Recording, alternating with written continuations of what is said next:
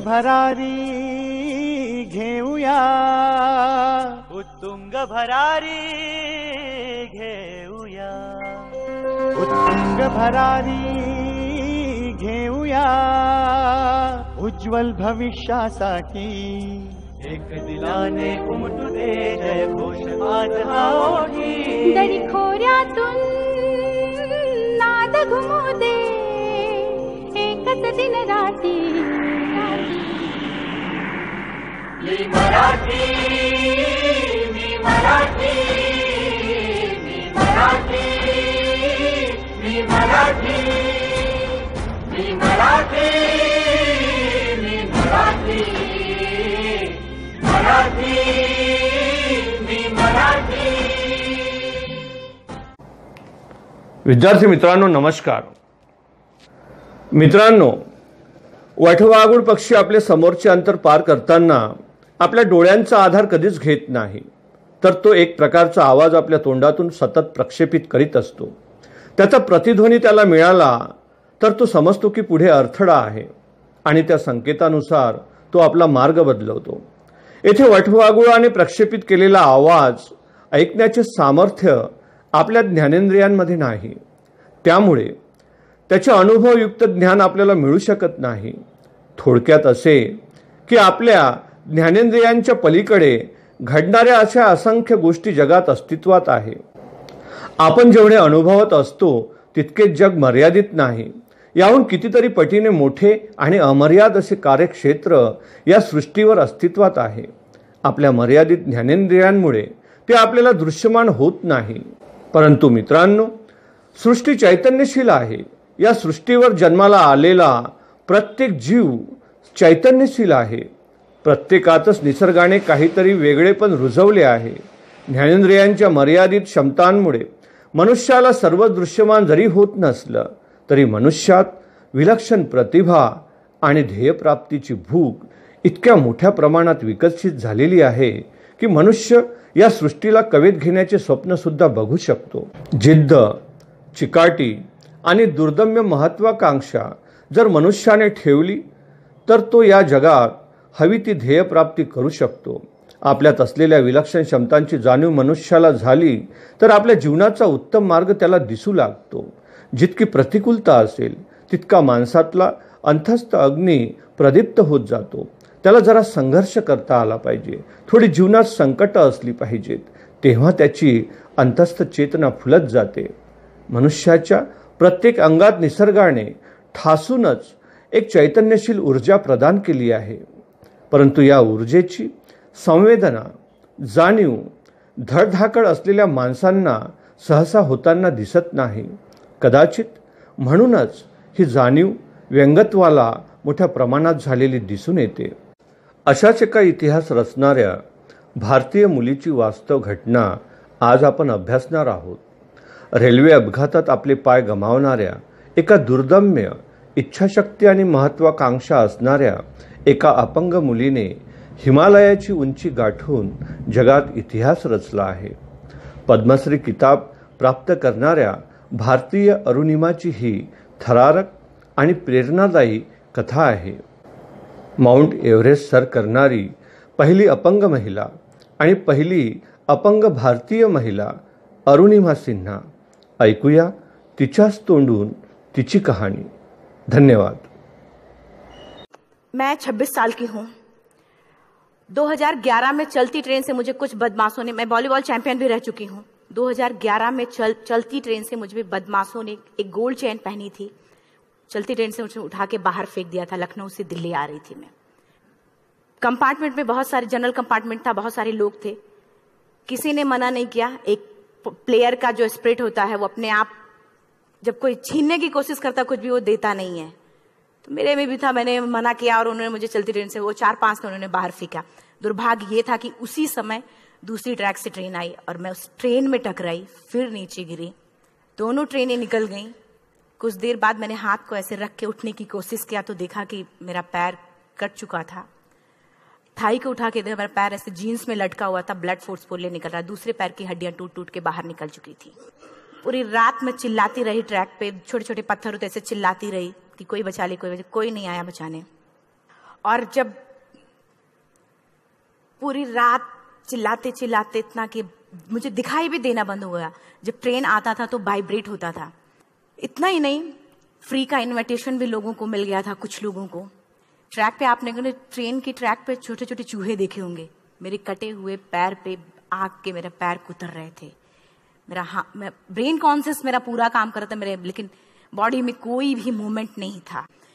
सुबह गांव वालों ने मुझे उठाया, डिस्ट्रिक्ट हॉस्पिटल ले जाके रखा। तो फार्मासिस्ट, डॉक्टर, सीएम जितने लोग थे आपस में बातें कर रहे हैं, अरे हमारे पास तो एनेस्थीसिया नहीं है, ब्लड नहीं है, इसका इलाज शुरू करें तो हम कैसे करें। मुझे भी नहीं दिखाई तो नहीं, लेकिन मेरा सुनाई दे रहा था सब कुछ वहां पे। कहां से हिम्मत आई मुझ में, मुझे भी नहीं पता। मैंने बोला वहां पे कि सर जब मेरा पूरा पैर कटा, तब मैंने इतनी देर रेलवे ट्रैक पे थी, मैं उस चीज को बर्दाश्त किया, तो अभी तो आप मेरे अच्छे के लिए मेरे पैर काटेंगे। शायद आपको यकीन नहीं होगा, या फिर कभी आप लोगों ने ये चीज नहीं देखी, कोई डॉक्टर या फार्मासिस्ट अपना ब्लड दे के किसी पेशेंट को बचाया। मेरी इस बात को सुनने के बाद वहां के डॉक्टर और फार्मासिस्ट दोनों ने एक एक यूनिट ब्लड दिया और मेरे पैर को बिना एनेस्थीसिया अलग कर दिया गया। आज भी मैं उस दर्द को महसूस करती हूँ। जब भी मैं जब बोलती हूँ तब मैं वो चीजें महसूस करती हूँ।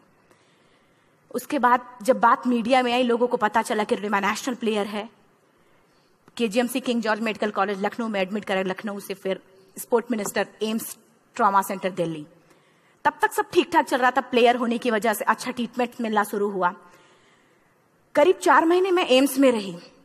एम्स में रहने के बाद जब मैं थोड़ा ठीक हुई, करीब 25 दिन बाद जब ठीक हुई, न्यूज़पेपर में गोल गोल लिख के आ रहे कि अरुणिमा के पास टिकट नहीं था, अरुणिमा ट्रेन से कूद गई। उसका खंडन किया घर वालों ने। फिर बोला कि अरुणिमा सुसाइड करने गई थी। जिस लड़की का शरीर का एक अंग कट चुका, पूरी जिंदगी का पता नहीं कि व्हील चेयर है, बैसाखी, या पता, यहाँ तक कि मेरे स्पाइन में 3 फ्रैक्चर था, मुझे ये भी नहीं पता था कि मैं बेड से उठ भी पाऊंगी कि नहीं।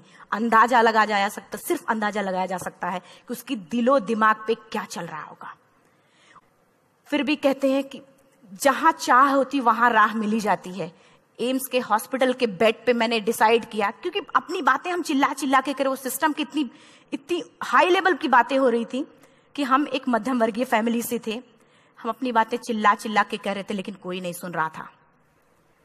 लेकिन कहते हैं मैंने अपने दिल, दिमाग, अंतरात्मा से ये चीज सोच लिया कि ठीक है, आज आपका दिन है, जितना चाहो बोल लो, एक दिन तो मेरा दिन आने वाला। मैं प्रूफ कर दूंगी कि मैं क्या हूं, मैं क्या थी, ये मैं प्रूफ कर दूंगी। हॉस्पिटल के बेड पे डिसाइड किया वॉलीबॉल नहीं, लाइफ का सबसे टफ गेम करना है। तब मैंने माउंटेनिंग चुना। जब मैंने माउंटेनिंग कहने और करने में बहुत फर्क होता है। जब मैंने माउंटेनिंग की बात सोची और लोगों के सामने, सबसे बड़ी चीज थी सही गाइडेंस में ट्रेनिंग लेना, दूसरा स्पॉन्सरशिप। इतना बड़ा एक साथ तो मैंने 40 से 50 लाख मैंने वाकई में कभी नहीं देखे थे पहले। मेरे लिए बहुत बड़ी चीज थी वो इकट्ठा कर पाना। जब मैंने लोगों के सामने रखा कि मैं माउंटेनिंग करना चाहती हूँ, एवरेस्ट के लिए मुझे ट्राई करना है, हर किसी ने मुझे बोला कि क्या है, पागल हो चुकी हो क्या, तुम्हारा दिमाग खराब हो चुका, तुम कभी नहीं कर सकती माउंटेनिंग। एक पैर आर्टिफिशियल है, दूसरे में रॉड है, और तुम्हारा दिमाग खराब है, स्पाइन में भी फ्रैक्चर है, तुम पागल होगे, चुपचाप कोई नौकरी करो, जीवन यापन करो। क्योंकि लोगों का सबसे बड़ा प्रॉब्लम ये होता, लोग फिजिकल देखते, पैरों को मेरी अंतरात्मा में क्या चल रहा था वो तो किसी को पता ही नहीं था। परिवार ने मुझे, भाई साहब ने मुझे कहा कि मैडम बछेंद्री पाल जिन्होंने 1984 में एवरेस्ट समिट किया, उनसे मिलते हैं, वो जरूर कुछ ना कुछ करेंगे। हॉस्पिटल से निकलने के बाद मेरे राइट लेग में स्टिचेस लगी थी। मैंने डायरेक्टली घर जाने की बजाय, जब लोग ये सोचते हैं कि मुझे अपना जीवन यापन कैसे करना है, जब लोग ये सोचते हैं कि मुझे अपनी जिंदगी के, मेरे दिमाग में सिर्फ 2 चीजें चल रही थी, मुझे इनका जवाब कैसे देना है और एवरेस्ट समिट कैसे करना है। तुरंत गए बछेंद्री मैम के पास। जब मिले, मैम ने फर्स्ट टाइम जब मुझे देखा तो उन्होंने कहा, अरुणिमा, उनकी आंखों में आंसू आ गए। उन्होंने बोला, अरुणिमा, तूने ऐसी हालात में एवरेस्ट जैसे दुरूह पहाड़ के बारे में सोचा तो तूने अपने अंदर तो एवरेस्ट फतह कर लिया, अब तो सिर्फ लोगों के लिए। मेरे परिवार को छोड़ के बाहर की पहली ऐसी महिला थी जिन्होंने मुझ पे भरोसा किया था कि हाँ अरुणिमा, तुम कर सकती हो। मेरे लिए वही बहुत बड़ी चीज थी। प्लानिंग भी कर ली, मैम भी मिल गई, सब हो गया। लेकिन जब उतरते हैं फील्ड में तब पता चलता कि हम क्या हैं। रोड हेड से मैं पहुंच गई। मैडम ने कहा कि ठीक है, तुम्हारे कहने, तुम्हारे सोचने से कुछ नहीं होगा अरुणिमा, प्रूफ करो कि कर सकती हो। मैंने कहा बस एक मौका चाहिए मुझे। वाकई में जब मैं माउंटेन में पहुंची, रोड हेड से बेस कैंप लोगों को 2 मिनट लगता था, मुझे 3-3 घंटे लगते थे, क्योंकि मेरे राइट लेग की हड्डियां भी नहीं जुड़ी थी। लेफ्ट मेरा आर्टिफिशियल लग चुका था, लेकिन स्टंप एकदम रेड रेड, उसका मतलब घाव एकदम नए थे। मैं अगर पैर रखती थी तो मेरे पैर से जोर से अगर दबा देती थी तो पैर से मेरे ब्लड आने लगता था। सारे लोग नॉर्मल थे वहां पे। हर कोई ये बोलता कि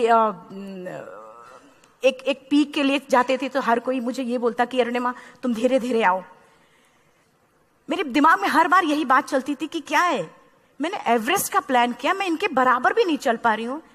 खुद से संकल्प लिया कि कोई बात नहीं, एक दिन ऐसा आएगा कि मैं इनसे पहले जाऊंगी।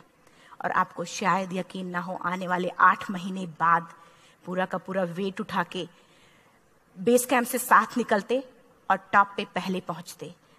ऐसे करके देखते थे कि अरे ये लोग तो पीछे। खुशी होती थी। उससे भी ज्यादा मुझे खुशी तब होना शुरू हुआ जब वो सारे लोग आके मुझसे ये पूछते, मैडम खाते क्या हो, बता दो। पैर नहीं है फिर भी कैसे चलते हो। उसके बाद पूरा मुझे स्पॉन्सरशिप मिला। मैं जब एवरेस्ट के लिए गई, मेरे लिए सबसे बड़ा एवरेस्ट की जर्नी में मेरे सबसे बड़ा चैलेंज यही था कि दूसरे को समझा पाना। मैं नहीं समझा पाती कि भाई मैं कर सकती हूँ। जब मैं एवरेस्ट के लिए गई, शेरपा को जब ये बात पता चला कि मेरा प्रोस्थेटिक लेग है, आर्टिफिशियल लेग है दूसरे में रॉड, बोला नहीं ले जा सकता, इसकी वजह से तो मेरी भी जान जाएगी। मैडम ने, हमने सबने कन्विंस किया तो किसी तरीके से मन। वाकई में जो टीवी में हम और उसमें फोटोज में देखते हैं ब्लू और ग्रीन आइस, हिला देने वाला होता। जितना सुंदर दिखता उतना ही हिला देने वाला होता। जब मैं हमारे ग्रुप में 6 लोग थे, रॉकी एरिया तक मैं सबसे पहले थी, लेकिन जैसे ही मैं ग्रीन और ब्लू आइस में गई, मेरा आर्टिफिशियल लेग स्लिप कर जाता था। फ्रंट पॉइंटिंग से, जब मैं फ्रंट क्रैम्पोन से फ्रंट पॉइंटिंग मारती थी, लेफ्ट से पेन होता था तब भी करते, लेकिन आर्टिफिशियल जैसे फ्रंट पॉइंटिंग मूव हो जाता, मेरा पैर ही मूव हो जाता था। शेरपा मुझे बोला नहीं हो सकता अरुणिमा, जबरदस्ती मत करो। मैंने कहा कुछ नहीं, ये मेरा पैर है, मैं जानती हूँ कैसे चलेगा। फाइनली 1 2 बार 3 बार करने, 4 बार 5 बार होल हो जाता था। आइस थोड़ा टूट के निकलता था तो मैं वहां पैर रख के जाती थी। कैंप 3 तक ठीक था, प्रॉपर एक्लेमेटाइज किया अपने आप। कैंप 3 तक जनरली गए। बात जब कैंप 3 के ऊपर की होती है, साउथ कोल समिट, अच्छे माउंटेनियर, अच्छे दिलेर के हौसले धरे के धरे तब रह जाते हैं जब अपनी आंखों के सामने किसी को मरता देखता है। और दिमाग में बात, जब जिसको डिसीजन मेकिंग, और जब दिमाग में बातें जब ये आने लगती हैं कि अरे जिस चीज के लिए हम जा रहे हैं उसी चीज के लिए आदमी मर रहा है, इसी चीज के लोग लिए मर चुके हैं। रात में क्लाइंबिंग, ज्यादा से ज्यादा माउंटेनिंग रात में की जाती है क्योंकि वेदर शांत होता है। जब मैं रात में निकली साउथ कोल से, कैंप 4 से, मेरी हेडलाइट जिधर ही हेडलाइट जा रही थी उधर ही डेड बॉडीज मुझे नजर आ रही थी। मेरे रोंगटे खड़े हो रहे थे। मुझे समझ में नहीं आ रहा था कि मैं करूं तो क्या करूं। इतना ही नहीं, मैं जिस रोप में थी उसी रोप में जब मैं आगे जा रही हूं और एक बांग्लादेशी, उनका हाथ हल्का हल्का ऐसे हिल रहा, मुंह से आवाज आ रही थी। मैं एक्सप्लेन नहीं कर सकती मुझे कितना डर लग रहा था। बार बार ये बार बार मन में आती, इसका ऑक्सीजन खत्म हुआ है, ये मर चुका है लास्ट सिचुएशन में, और हम कुछ नहीं कर पा रहे हैं, क्या करें। उसके बाद मैंने 10 से 15 मिनट सिर्फ मैं वहां खड़ी रही। मैंने सिर्फ इतना बोला कि अगर आप सभी में से सभी ने एवरेस्ट सबमिट कर लिया तब तो ठीक है, अगर नहीं सबमिट किया है मैं सबके लिए एवरेस्ट सबमिट करूंगी और जिंदा वापस जाऊंगी। क्योंकि जैसा हम सोचते हैं हमारी बॉडी उसी तरीके से जनरेट करना शुरू करती है। मैंने डेड बॉडी, क्योंकि जा ही नहीं सकते थे किनारे से, उसी रोप में वो एंकर है, डेड बॉडी को लांगी और लांग के जाना शुरू किया। हिलेरी स्टेप साउथ समिट के करीब जब मैं खुद पहुंची, मेरे शेरपा ने एक जोर से झटका मुझे दिया कि अरुणिमा वापस चलो, तुम्हारा ऑक्सीजन खत्म हो रहा है। हिलेरी स्टेप के बाद एवरेस्ट समिट है, थोड़ा चलने के बाद एवरेस्ट समिट है। अगर कोई आपसे ये बोले, आप अपने टारगेट के इतने करीब हो, अगर कोई आपसे ये बोले कि अरुणिमा वापस चलो, कैसा लगता है? मैंने भी यही बोला, सर क्या बोल रहे हो आप, मैं नहीं जाऊंगी वापस। बोला अरुणिमा जिंदगी रही, दोबारा ट्राई करना और एवरेस्ट समिट हो जाएगा दोबारा तुम्हारा। मैंने कहा नहीं, ये आप जिंदगी में गोल्ड चांस बार बार नहीं आते, लाइफ में कभी कभी आता है, ये आपके ऊपर आता, आप उसको पकड़ के रखते हो या फिर छोड़ देते हो। मैं अपना गोल्ड चांस कभी नहीं, क्योंकि मैं जान रही थी मुझे स्पॉन्सरशिप बहुत मुश्किल से मिला, एक बार अगर मैं छोड़ देती दोबारा मुझे कभी नहीं मिलता। मैं बहुत अच्छी तरीके से जानती थी। मेरा फाइनली मुझे बछेंद्री मैम ने भी एक बार बात समझाई थी, मेरी माँ ने मुझे एक बात बताया था कि लाइफ में कभी कभी सिचुएशन ऐसी आती है जब सिर्फ आप अकेले होते हो, डिसीजन सिर्फ आपको लेना होता है।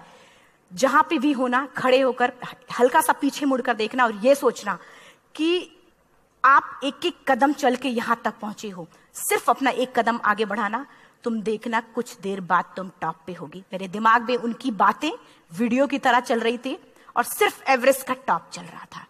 मैंने शेरपा को पहले कन्विंस करने की कोशिश की कि भाई चल, कुछ नहीं होगा भाई चल। फाइनली जब वो नहीं माना, मैंने एक कदम आगे बढ़ाया, डिसीजन लिया कि नहीं, जाना ही जाना है। आगे बढ़े। करीब 1 से 1.5 घंटे बाद मैं टॉप पे थी। और इतना ही नहीं, आज भी मैं जितनी बार बोलती हूं उतनी बार मैं महसूस करती हूं, मेरे रोंगटे खड़े हो जाते हैं। मेरा दोनों हाथ ऊपर करके जोर जोर चिल्लाने का मन कर रहा, कितनी जोर से चिल्लाऊं कि सबको बता दूं कि आज मैं टॉप ऑफ द वर्ल्ड पे हूं। उन लोगों को बता दूं जो लोग ये सोचते हैं, लड़की, दूसरे विकलांग, तीसरे मिडिल क्लास में, जो लोग एक बार हार के फिर दोबारा लड़ना नहीं चाहते, जो लोग हारने के बाद सोचते हैं कि हम दोबारा कुछ कर नहीं सकते, उन लोगों को मैं चिल्ला चिल्ला के टॉप से बताना चाहती थी कि नहीं, आप सब कुछ कर सकते हो। सिर्फ एक सोच की विकलांगता, हैंडीकैप आदमी यहां से होता है, यहां से नहीं। अगर यहां से जो आदमी विकलांग है तो नॉर्मल आदमी भी विकलांग है, जो अगर यहां से विकलांग है। चिल्ला चिल्ला के मैं बताना चाहती थी। मैंने शेरपा से कहा कि आप एक फोटो खींच लो, क्योंकि सारे लोग फोटो, अपना नेशनल फ्लैग का जो वैल्यू होती है ना, वो जब हम कहीं बाहर होते हैं तो पता चलता है। मुझे भी बहुत खुशी हो रही थी। फ्लैग को हग किया और बोला फोटो खींचो। बोला पागल हो गई है, तेरा ऑक्सीजन कभी भी खत्म हो जाएगा, नीचे चल। नहीं, फोटो खींच लो। फोटो खींचा उसने। वो तो अगली बार इतना तेज गुस्सा हुआ, मैंने उसको बोला कि भाई वीडियो भी बना ले। 8848 की हाइट पे ऑक्सीजन खत्म हो रहा है। आज हम भी हंस रहे हैं आप लोगों के साथ, क्योंकि यहां पूरा ऑक्सीजन है। और 8848 की हाइट पे जब मुझे शेरपा, कोई भी शेरपा को बोलेगा भाई वीडियो बना, तो परेशान हो जाएगा, पागल हो चुकी, कि तुम मर जाए, यहां मैं जा रहा हूं नीचे। मैंने कहा नहीं, कुछ नहीं होगा, आप बनाओ वीडियो। किसी तरीके से मैं 4-5 पेयर बैटरी रख के लेके गई कि डिस्पोजल कैमरा, एक अलग कैमरा की, मतलब एक नहीं काम करेगा तो दूसरा करेगा, प्रॉपर प्लानिंग से। शायद आप लोग भी सोचो कि वाकई में लड़की को इतना बड़ा रिस्क लेने की क्या जरूरत थी, कि जिंदगी कभी भी जा सकती थी इसकी। लेकिन मैंने वो रिस्क लिया क्यों? क्योंकि मैं चाहती थी, कहीं ना कहीं से मेरे भी दिमाग में ये बात आ चुका था कि मैं जिंदा वापस ना जाऊं। मैं चाहती थी कि अगर मैं जिंदा ना जाऊं तो ये वीडियो मेरे इंडिया, शेरपा से मैंने यही बात बोली, ये वीडियो अगर मैं जिंदा नहीं जाती हूँ, ये वीडियो मेरे इंडिया पहुंचा देना, मेरे यूथ तक चला जाएगा। क्योंकि मैं चाहती थी कि 11 अप्रैल 2011 को मेरा एक्सीडेंट हुआ, 21 मई 2013 10:55 पे मैं टॉप ऑफ द वर्ल्ड पे थी। ऑलमोस्ट 1 से 2 साल के अंदर कैसे यहां से मैंने ये चीज, मैंने कभी भी कामयाब होने के, मेरी वो जिंदगी बन चुकी थी, मेरा जुनून बन चुका था, मेरा पैशन मेरा जिद बन चुका था। वो मेरा सोते उठते बैठते सिर्फ मुझे एवरेस्ट दिखाई जाए। और मुझे लगता है किसी को भी अगर अपना लक्ष्य पाना है, यहां से अगर वो पागलपन जब तक नहीं आएगा तब तक नहीं होगा। वो फाइनली उसने वीडियो भी बनाया। जब मैं नीचे आ रही हूं, थोड़ा दूर ही मैं नीचे चली थी, मेरा ऑक्सीजन पूरी तरीके से खत्म। सिर्फ अंदाजा लगा सकता है कि जब ऑक्सीजन खत्म हुआ क्या परिस्थिति रही होगी। मैं ऐसे नीचे गिर गई और शेरपा मुझे बोला कि रणिमा, मुझे यकीन नहीं था कि तू एवरेस्ट सबमिट कर पाएगी, लेकिन फिर भी तूने किया। मैं चाहता हूं कि रणिमा जिंदा चल, तू वापस उठ, खड़ी हो। मुझे खड़ा करने की वो कोशिश कर रहा था बार बार, मैं खड़ी नहीं हो पा रही थी, वाकई में दम ही नहीं था। समय एक ब्रिटिश क्लाइंबर नीचे से ऊपर आ रहा था और उसके पास 2 ऑक्सीजन, तो उसने एक को वहीं फेंका और दूसरे को लेके नीचे जाना शुरू किया, क्योंकि वेदर खराब था। मेरा शेरपा मुझे एंकर किया और जाने लगा नीचे, और वो फटाफट उसको लेके आए, मुझे लगाया। उसने बोला, रणिमा तू बहुत लकी है कि तुझे यहाँ पे ऑक्सीजन मिला है, वाकई में ऊपर वाला भी चाहता है कि तू जिंदा रहे। वो मुझे बार बार लकी लकी बोल रहा था। शायद आप लोग में से भी कोई होगा कि जो लक और भाग्य जैसी चीजों पे भी यकीन करता हो, या पता नहीं भी। मैं किसी की भावनाओं को ठेस नहीं पहुंचाना चाहती, लेकिन मैं किसी भी चीजों पे भरोसा नहीं करती, क्योंकि मेरा मानना है कि लक भी उसी का साथ देता है जिसके अंदर जीतने का जज्बा है। अगर आपके अंदर जीतने का जज्बा नहीं है, चारों तरफ सिर्फ बहाने होते हैं, सिर्फ बहाने, इतना सारा एक्सक्यूज होता है। शायद मैं भी अगर वापस आ गई होती तो मैं बोल देती मेरा ऑक्सीजन खत्म है, कोई मुझसे पूछने ना, बचेंद्री मन, ना मेरा परिवार, कोई भी मुझसे पूछने नहीं आता। लेकिन क्या कभी मैं अपने आप को समझा पाती? कभी नहीं। गए थे हर माउंटेनियर, चाहे बाहर का या फिर इंडिया का, हर किसी ने ये मान लिया था कि अरुणिमा जिंदा वापस नहीं आएंगी। हर किसी ने ये चीज मान लिया था। लेकिन मुझे लगता, जब मैं वापस साउथ पोल पहुंची, जब मैं टेंट का जिप खोला, मैंने हर किसी ने कहा कि अरे तू यहाँ है, हम तो सब सोच लिए थे तू चली गई। हर किसी ने ये बोला था, फिर सब खुशी मना रहे थे हम सब। देखिए, ये सब बताने का मेरा सिर्फ एक मकसद था कि सब कुछ हम में है, हम जैसा चाहे वैसा कर सकते हैं। ऑलरेडी टाइम हो चुका है। मैं एक चार लाइन की पंक्ति सिर्फ बोलूंगी। मैं एक्चुअली मेरा एम है कि मैं वर्ल्ड के जो कॉन्टिनेंट है, कॉन्टिनेंट के हाईएस्ट पीक समिट करूं। एशिया का एवरेस्ट हो चुका है, अफ्रीका किलिमंजारो हो चुका है, यूरोप का एल्ब्रूस हो चुका है। 23 नवंबर को मैं जा रही हूँ ऑस्ट्रेलिया हाईएस्ट पीक के लिए। बस आप लोगों की गुड विशेस चाहिए। और 4 लाइन, अभी तो इस बाज की असली उड़ान बाकी है, अभी तो इस बाज की असली उड़ान बाकी है, अभी तो इस परिंदे का इम्तिहान बाकी है, अभी अभी मैंने लांघा है समुद्रों को, अभी तो पूरा आसमान बाकी है। Thank you so much. Thank you.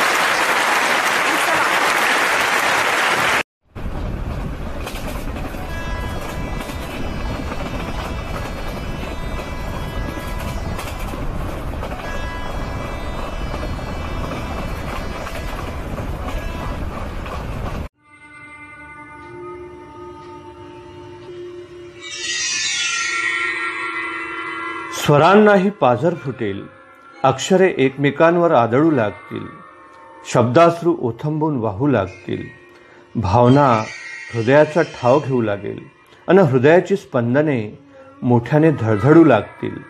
जिद्द, चिकाटी आणि ध्येयप्राप्तीची ऊर्जा नसानसात फनफनू लागेल. अशी ही अरुणिमाची गोष्ट आहे. तिच्या उत्तुंग यशाची वास्तव कथा आहे. मित्रांनो, अशा प्रेरणादायी आणि हृदयाचे ठोके वाढविणाऱ्या आणि तेवढ्याच ताकदीने आपल्यातील वसलेल्या एका अरुणिमाचा शोध घ्यायला लावणाऱ्या या कथेची आपण सुरुवात करीत आहोत. इयत्ता 10वी, विषय मराठी, पाठ 11वा, लेखिका सुप्रिया खोत. प्रसिद्ध लेखिका, विविध वृत्तपत्रातून व मासिकांतून लेखन, महाराष्ट्र टाइम्स, पुढारी, कृषीवल यासारख्या विविध वृत्तपत्रांमधून सदर लेखन, छात्र प्रबोधन, पुणे येथे सहाय्यक संपादिका म्हणून काही काळ कार्यरत. जिद्द, चिकाटी, दुर्दम्य महत्वाकांक्षा, प्रयत्नवाद यांचे मूर्तिमंत उदाहरण म्हणजे अरुणिमा. अपघातामुळे अपंगत्व आलेल्या अरुणिमाने आयुष्यात हार तर मानली नाहीच, उलट ध्येयाचे उंच शिखर गाठण्यासाठी ती सज्ज झाली. एव्हरेस्ट गाठणे हे भल्या भल्यांचे स्वप्न असते, पण सकारात्मक दृष्टीने अरुणिमाने हे स्वप्न सत्यात उतरवले. या पाठात अरुणिमा स्वतःवर आलेल्या संकटात तिला गमवाव्या लागणाऱ्या पायांसाठी सहानुभूतीची अपेक्षा करताना दिसत नाही, तर प्रतिकूल परिस्थितीवर मात करून ध्येय गाठण्याचा आदर्श तुमच्यासमोर ठेवते. किंबहुना आपल्या प्रत्येकात एक जिद्दी अरुणिमा असते. तुमच्यातल्या अरुणिमाचा शोध घ्या. ध्येय साध्य करताना आलेली निष्फळता म्हणजे अपयश नव्हे, तर कमकुवत ध्येय म्हणजे अपयश हे कायम लक्षात ठेवा, असे अरुणिमा सांगते. दोस्तांनो, मी अरुणिमा सिन्हा. आज तुम्ही गुगलवर शोधले तर माउंट एव्हरेस्ट सर करणारी पहिली अपंग महिला आणि माउंट एव्हरेस्ट सर करणारी पहिली अपंग भारतीय असा उल्लेख जिचा दिसतो ती मीच. पण एक सांगू, मी काही जन्मजात अपंग वगैरे नव्हते. धडधाकड असल्यापासूनची गोष्ट आज मी सांगणार तुम्हाला. लखनौ पासून 200 किलोमीटर अंतरावर असणारा आंबेडकर नगर हे माझं गाव. घरी मी, आई, लहान भाऊ, मोठ्या बहिणीचं लग्न झालेलं. माझे वडील मी लहान असतानाच देवाघरी गेले. आता भाईसाहेब म्हणजे मोठ्या बहिणीचे पती हेच काय ते आमच्या कुटुंबातले महत्त्वाचे निर्णय घेणारे. खेळांवर अतोनात प्रेम करणाऱ्या कुटुंबात मी जन्मले हे माझे अहोभाग्य. पण फुटबॉल आणि व्हॉलीबॉलची नॅशनल चॅम्पियनशिप मिळवल्यावर आता CISF ची नोकरी मिळते का बघ, म्हणजे खेळाशी जोडलेली राहील. हा भाईसाहेबांचा दिलेला सल्ला मी शिरोधार्थ मानला. त्यानुसार नोकरीसाठी अर्ज केला. मी कॉल लेटर आले देखील, पण फॉर्ममध्ये नेमकी माझी जन्मतारीखच चुकलेली होती. हा गोड निस्तारण्यासाठी दिल्लीला जाणे भाग होते. 11 एप्रिल 2011चा हा दिवस. लखनौ स्टेशन गर्दीत फुललेलं. पद्मावती एक्सप्रेसमध्ये कसे बसे चढत गर्दीतून मुसंडी मारत शिफातीने मी कॉर्नर सीट पटकावली. गाडीने वेग घेतला आणि माझे विचारचक्र सुरू झाले. बस एवढे कागदपत्राचे काम झाले की झालेच आपले पक्के. अचानक माझे लक्ष वेधून घेतले ते मला घेरून उभ्या असणाऱ्या तरुणांनी. त्यांचे लक्ष माझ्या गळ्यातल्या सोन्याच्या चैनवर होते. पण मीही काही कच्च्या गुरुची चेली नव्हते. त्यांनी डाव साधण्याचा प्रयत्न करताच जेवढी होती नव्हती तेवढी ताकद एकटवून मी माझ्या जवळ येणाऱ्या प्रत्येकाला लाथाबुक्क्यांचा प्रसाद द्यायला सुरुवात केली. आश्चर्य म्हणजे त्या डब्यातला प्रत्येकजण अन्यायाविरुद्ध लढणं हे जणू पाप आहे अशा चेहऱ्याने मख्खपणे जागेवरच बसून राहिला. अखेर चोरांच्या सहनशीलतेचा अंत झाला. रात्रीच्या भयान अंधारात माझे दोन्ही हात पाय धरून त्या नराधमांनी मला चक्क चालत्या गाडीतून बाहेर फेकून दिलं. शेजारून जाणाऱ्या एका भरधाव रेल्वेवर मी आदळले आणि तिच्या वेगामुळे आणखी जोरात 2 धावपट्ट्यांच्या मध्ये उडून पडले. अरुणिमा, रेल्वे येत आहे आणि तुझे पाय ट्रॅकवरून बाजूला घे, हा अंतर्मनातला संदेश मेंदूपर्यंत पोहोचवतोवर खूप उशीर झाला होता. त्याआधीच एक रेल्वे माझ्या पायावरून धडधडत निघून गेली. नंतर महिला आयोगाने प्रसिद्ध केलेल्या रिपोर्टनुसार तब्बल 49 रेल्वे गाड्या त्या रात्री माझ्या पायावरून गेल्या. एका पायाच्या गुडघ्यापासून खालच्या हाडांचा तर चक्काचूर झालाच होता, पण दुसऱ्या पायाचीही दुरावस्था झालेली. त्या रात्री तब्बल 7 तास रेल्वेच्या धावपट्टीवर मदतीची याचना करत मी पडून राहिले.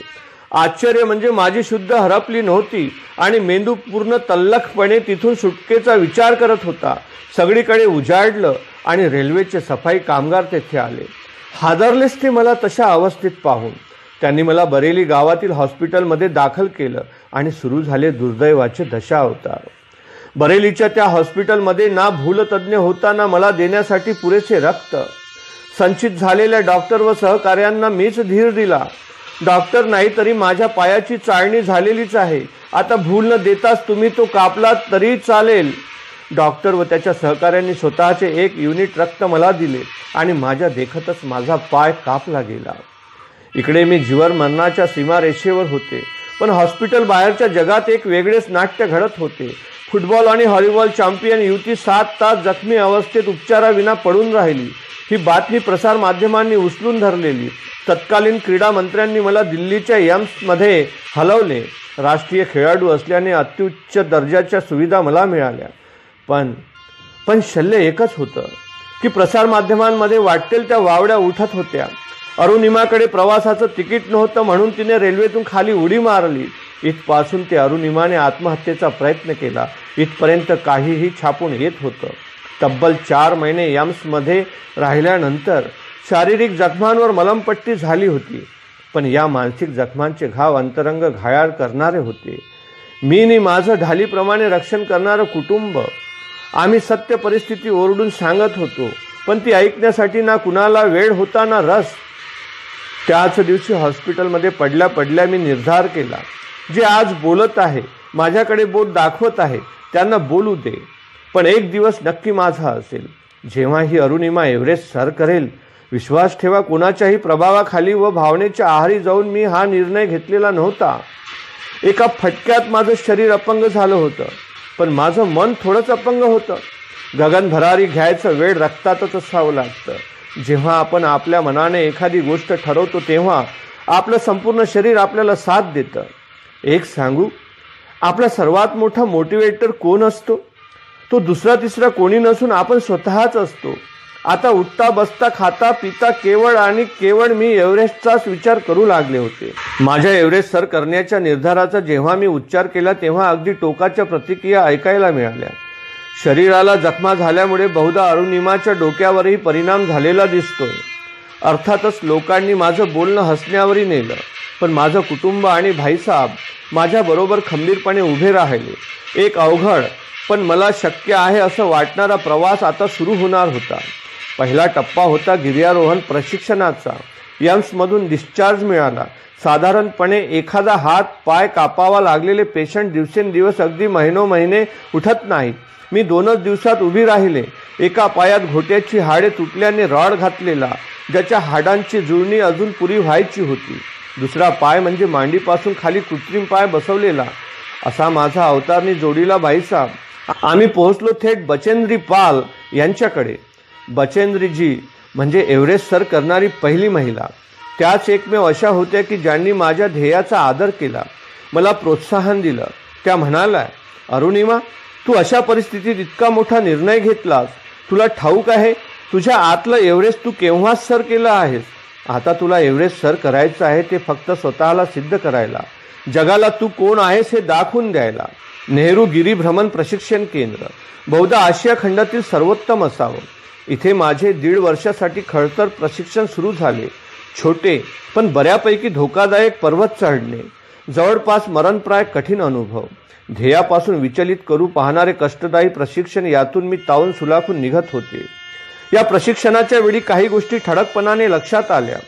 सरावाच्या वेळी चढाई करताना माझ्या कृत्रिम पायाची टाच व चवडा ज्यावेळी मी जमिनीत रुतवत असे त्यावेळी ते सतत गोल फिरत, त्यामुळे तो पाय घट्ट रोवणे कठीण होऊन बसे. उजव्या पायाची हाडे एकत्रित राहण्यासाठी त्यात स्टीलचा रॉड घातलेला होता.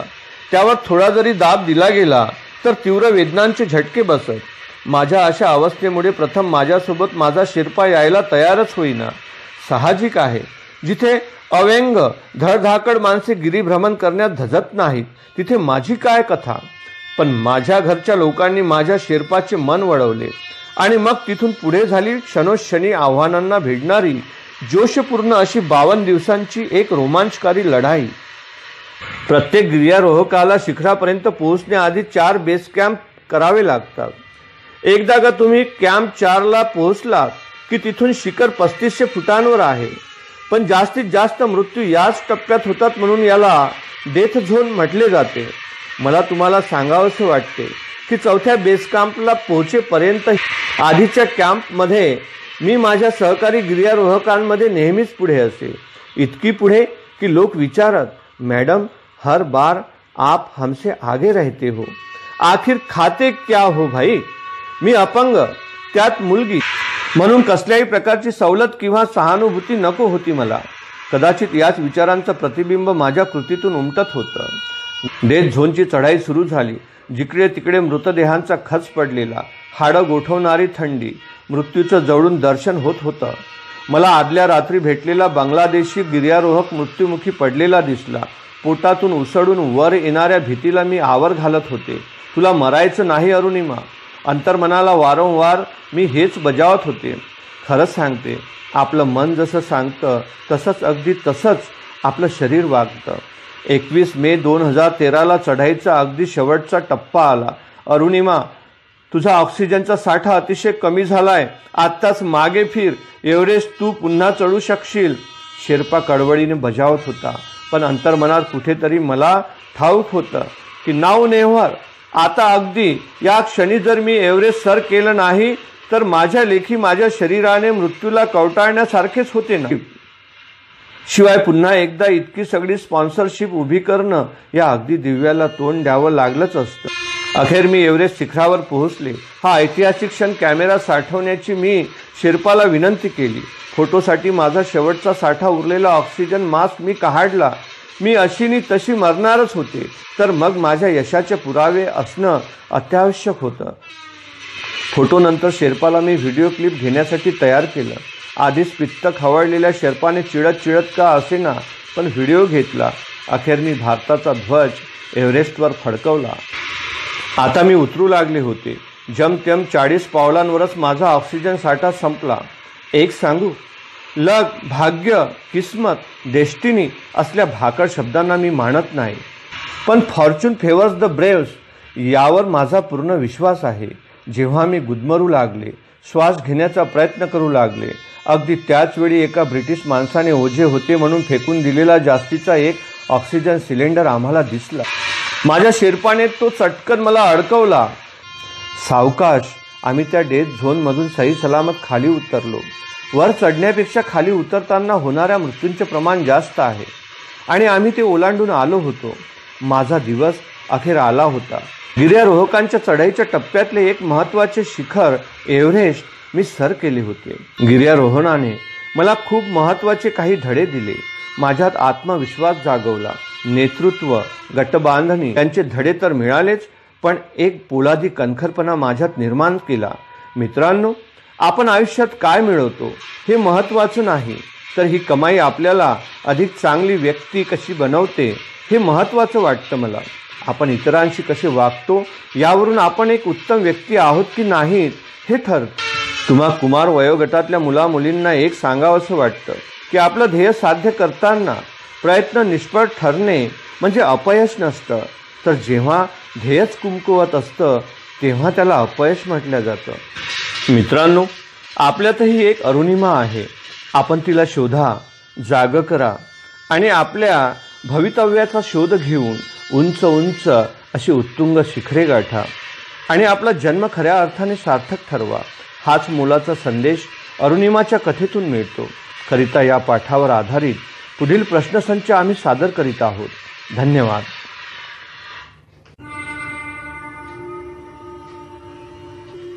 प्रश्न क्रमांक 1. एव्हरेस्ट सर करणारी पहिली महिला कोण?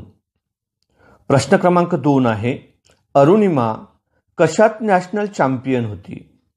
तर प्रश्न क्रमांक 3 आहे, मनुष्याचा सर्वात मोठा मोटिवेटर कोण? प्रश्न क्रमांक 4 आहे, फॉर्च्यून फेवर्स द ब्रेव्स मराठीत भाषांतर करा. शेवटचा प्रश्न क्रमांक 5 आहे, पाठातील अरुणिमाची गोष्ट कोण सांगत आहे? धन्यवाद.